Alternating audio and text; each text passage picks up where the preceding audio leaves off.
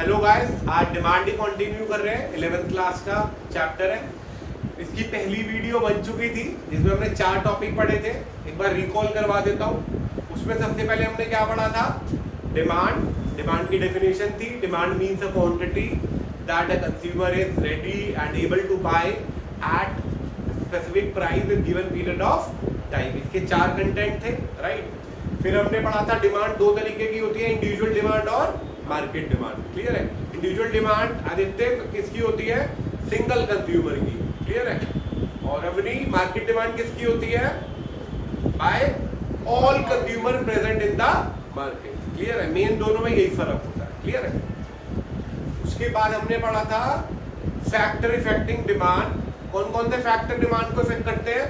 पहला उसका प्राइस, दूसरा इनकम ऑफ कंज्यूमर, तीसरा price of other related goods, चौथा टेस्ट एंड प्रेफरेंस और फ्यूचर एक्सपेक्टेशन। मिसलेनियस भी होते हैं, जैसे चेंज इन वेदर, बारिश अचानक से आ गई तो अम्ब्रेला रेनकोट की डिमांड बढ़ जाएगी। क्लियर है? अब उसके बाद हम आगे कंटिन्यू कर रहे हैं। अगला कॉन्सेप्ट है individual demand curve and market demand curve. चलिए देखिए, individual demand curve is a graphical representation of individual demand schedule. Individual demand schedule भी पढ़ा था। शेड्यूल क्या होता है? एक टैबुलर स्टेटमेंट होती है जो एक इंडिविजुअल करता है। और मार्केट डिमांड शेड्यूल किसका होता है? बाय ऑल कंज्यूमर का। होती टैबुलर स्टेटमेंट ये दोनों। ठीक है? अर्जुन सिंह सामने देखिए, individual demand curve is a graphical representation of individual demand schedule. और ये कैसे नेचर का होता है? यहाँ पे प्राइस आता है, यहाँ पे क्वांटिटी डिमांडेड। प्राइस और डिमांड में कैसा रिलेशन होता है? इनवर्स रिलेशन होता है। इसीलिए कुछ ही डाउनवर्ड स्लोपिंग कर्व आता है। कैसा कर्व आता है? और मार्केट डिमांड शेड्यूल क्या होता है? It is a graphical representation of market demand.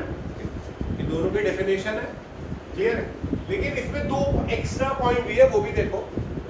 जो मार्केट डिमांड शेड्यूल होता है, it is the horizontal summation of the individual demand. Horizontally जब आप उसे ऐड कर देते हो उसके कर्व को, तो भी आ सकता है। और ये ज्यादा फ्लैटर भी होता है। क्या होता है? ज्यादा फ्लैटर। देखो, जैसे इसमें इंडिविजुअल डिमांड कर्व बनाया आपने, और मार्केट डिमांड कर्व में पहले आपने मान लिया 2 ही कंज्यूमर है, ए और बी। तो ए और बी का बना लिया पहले आपने। जब आप इन दोनों को ऐड करके निकालोगे हॉरिजॉन्टली, तो ये फ्लैटर ही आएगा। आपसे पेपर में क्वेश्चन पूछ सकता है कि इंडिविजुअल डिमांड कर्व फ्लैटर होता है या मार्केट डिमांड कर्व फ्लैटर होता है?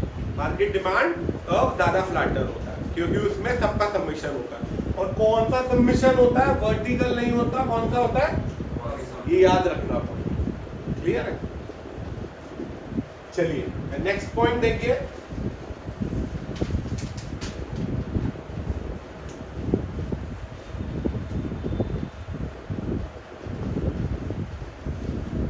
एक कॉन्सेप्ट और है, सिंपल सा, सेम ही है। Demand curve. Demand curve is a graphical representation of demand schedule. इसमें देखो ना इंडिविजुअल वर्ड यूज करा ना मार्केट करा, तो हम इंडिविजुअल मार्केट उड़ा देंगे।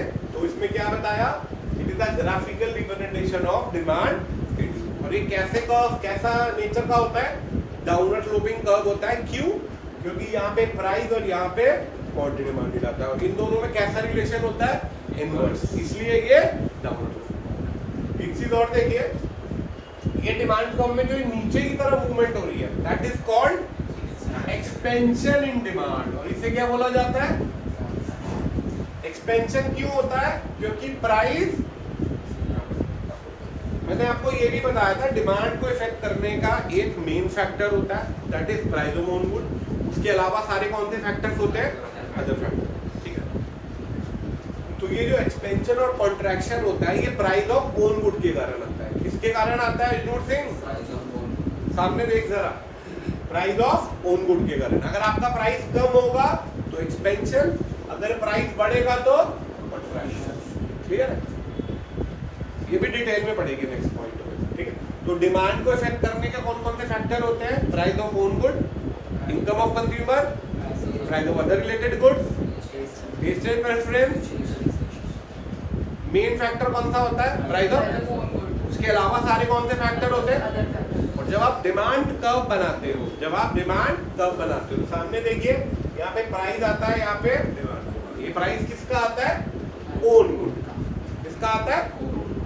क्लियर है? आगे देखिए,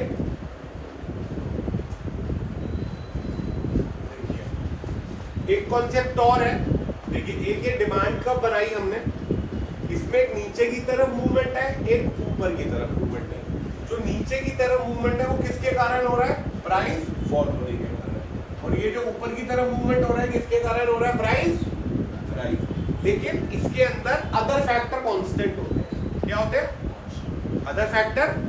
इसमें क्या चेंज हो रहा होता है? सिर्फ अगर आपसे कोई पूछे कि डिमांड कर्व पे मूवमेंट हो रही है ऊपर या नीचे, उसका रीजन क्या है? Price of. अगर अदर फैक्टर के कारण चेंज होता है, किसके कारण चेंज होता है? प्राइस नहीं चेंज हो रहा, क्योंकि ये तो कांस्टेंट रहेगा यहाँ पे। अगर अदर फैक्टर के कारण आपकी डिमांड चेंज हो रही है तो उसे क्या बोला जाता है? चेंज इन डिमांड या शिफ्ट इन डिमांड। तो उसमें राइटवर्ड शिफ्ट और लेफ्टवर्ड शिफ्ट। इसमें प्राइस सेम रहता है, इसमें प्राइस चेंज होता है। क्लियर है? अब आपसे कोई पूछे कॉन्ट्रैक्शन इन डिमांड कब होती है? When rise in price of good. Clear है? Keeping other factor remain constant. ये देखो, मैंने शेड्यूल अभी बनाया है, इसमें प्राइस चेंज हो रहा है, डिमांड चेंज हो रही है और अदर फैक्टर कांस्टेंट। क्लियर? इसमें प्राइस कांस्टेंट है पर क्वांटिटी चेंज हो रही है, तो किसके कारण चेंज हो रही होगी? Other factor. इनकम बढ़ रही है, डिमांड बढ़ रही है, तो इंक्रीज इन डिमांड। इनकम कम हो रही है तो डिमांड कम हो रही है, तो लेफ्टवर्ड शिफ्ट। क्लियर है? तो अगर अदर फैक्टर के कारण चेंज होता है तो उसे क्या बोला जाता है? Change in demand. अगर प्राइस के कारण होता है तो उसे क्या बोला जाता है? Change in quantity demand. Change in quantity demand. Clear है इतना? चलिए नेक्स्ट देखिए। एक मैंने आपको ये जो डायग्राम है, ये चेंज इन क्वांटिटी डिमांड का है, ये चेंज इन डिमांड का। दोबारा बता देता हूँ, इसमें डिमांड चेंज होती है due to the change in own price, keeping other factors remain constant. इसमें when demand of a good changes due to change in other factor keeping price of own good remain same, इसे बोला जाता है change in quantity demand, इसे बोला जाता है change। इसका एक डिफरेंस है, देखिए सामने। change in quantity demand का when demand of a good changes due to the change in price of own good keeping other factors remain constant, it is called change in quantity demand। इसमें क्या होता है change in demand में? When demand of a good changes due to the change in keeping price of good remain, it is called change in demand. Clear है? इसके अंदर law of demand applicable होता है क्योंकि इसमें प्राइस चेंज हो रहा है। इसमें लॉ ऑफ डिमांड पर एप्लीकेबल नहीं होता क्योंकि डिमांड प्राइस चेंज नहीं होता। इसको मूवमेंट अलोंग भी बोलते हैं। क्या बोलते हैं? क्योंकि ऊपर की तरफ और नीचे की तरफ जा रहा होता है। इसको क्या बोलते हैं? शिफ्ट इन डिमांड, क्योंकि शिफ्ट होता है राइटवर्ड और लेफ्टवर्ड। ठीक है? It involves upward movement and downward movement. It involves rightward shift और लेफ्टवर्ड शिफ्ट। ये डिफरेंस आपके पेपर में आएगा ही आएगा, 4 नंबर। क्लियर है? एक और डिफरेंस देखिए, एक बार स्क्रीनशॉट ले लो इसकी।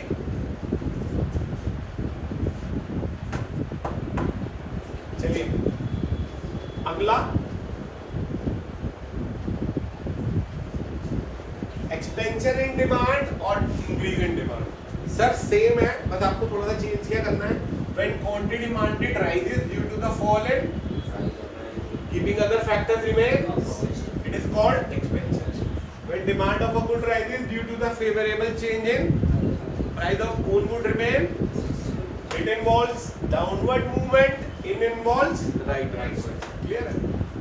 इट इन्वॉल्व्स डाउनवर्ड, और इसके रीजन बता दिए, फेवरेबल चेंज और चेंज फॉल इन पर। सेम डिफरेंस कॉन्ट्रैक्शन इन डिमांड और डिक्रीज इन डिमांड का। क्लियर है? दोबारा बता देता हूं, एक्सपेंशन इन डिमांड होता है जब डिमांड इंक्रीज कर रही है due to fall in price keeping other factors remain constant. इसमें क्या होता है?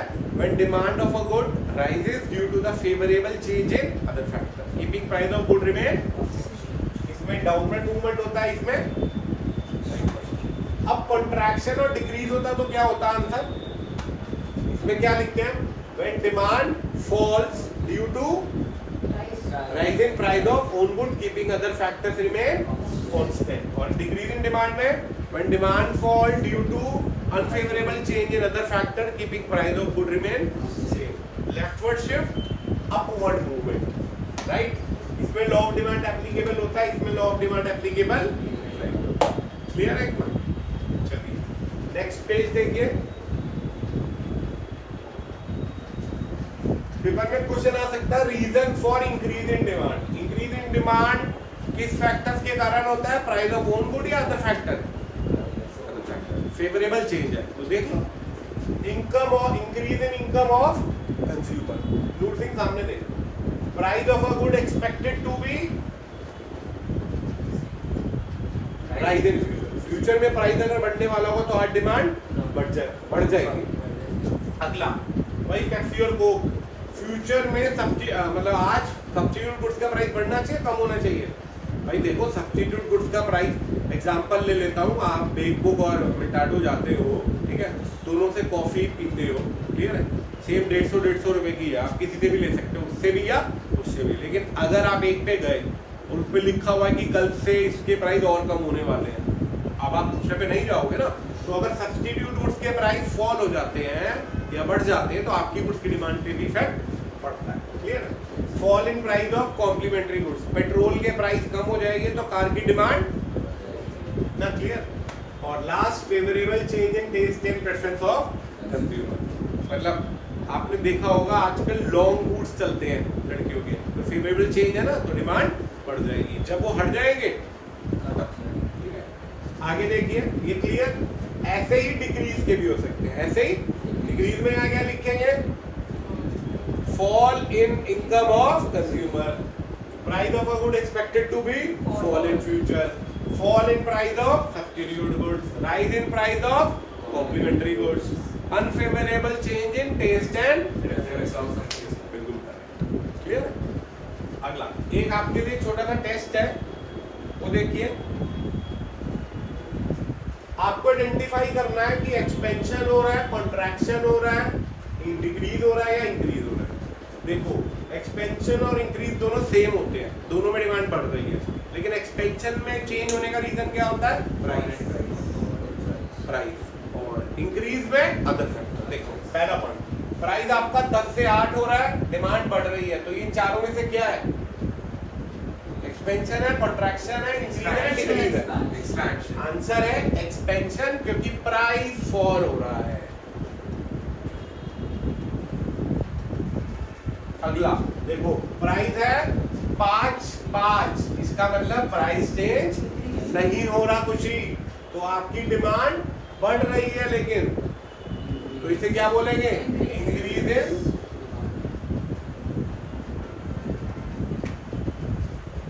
चलिए अगला, प्राइस है 10, चेंज हो रहा है नहीं, लेकिन डिमांड कम हो रही है, तो ये क्या हुआ? Decrease in demand. क्या?